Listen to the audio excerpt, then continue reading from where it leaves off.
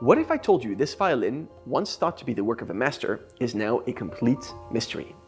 For years, it was believed to be the work of Joseph Panormo, one of the most respected luthiers of his time. But today, that attribution is in doubt.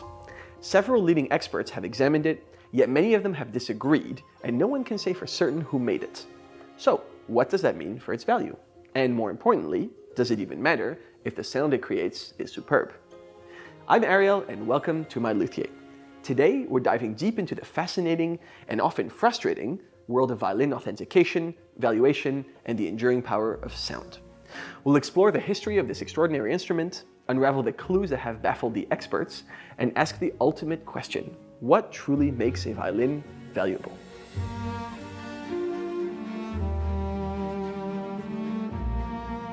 Beyond the mystery, this violin has a story. It was played for decades by the former concertmaster of the Academy of St. Martin-in-the-Fields, here in London, and it has been heard in countless chamber music recordings.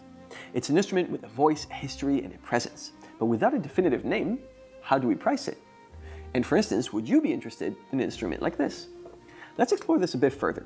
But before we dive into the authentication mystery, let's talk a little bit about what we do know. This violin was played in professional settings at the very highest levels. It was a working instrument used in live performances and recordings, and not just a collector's piece. This very instrument can be heard on so many of the now legendary recordings by Sir Neville Marriner with the Academy of St. Martin-in-the-Fields. Now, for many years, it was thought to be the work of Joseph Panormo. It shares many of the characteristics with his instruments: the elegant arching, the warm varnish, and a sound that's very powerful yet refined. But more recently, experts started to have doubts, and this is where things get very interesting. Authentication is not always straightforward. Like fine art, musical instruments are often shrouded in uncertainty. Even some of the most famous instruments in history have had their attributions questioned.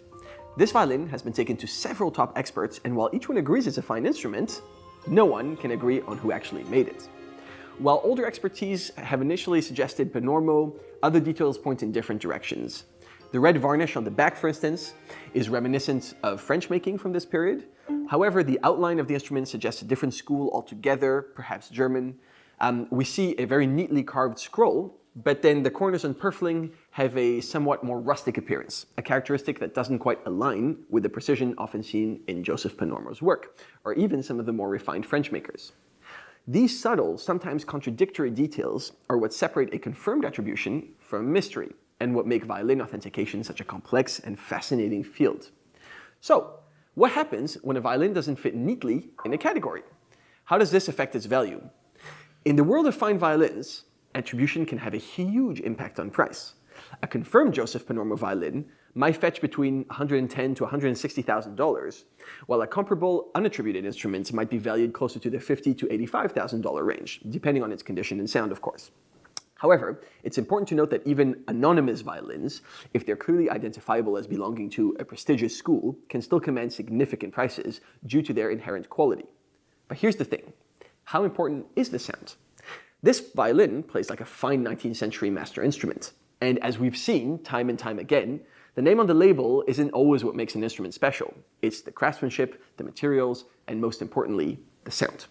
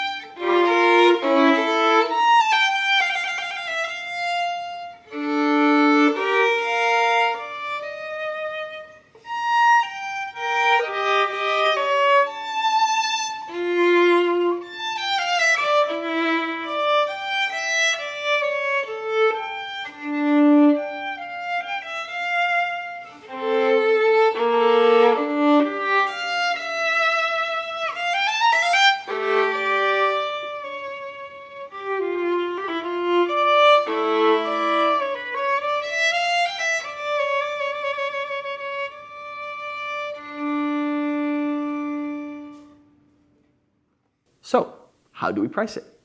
Should we base it on comparable sales of instruments from the likely schools, even without a specific maker?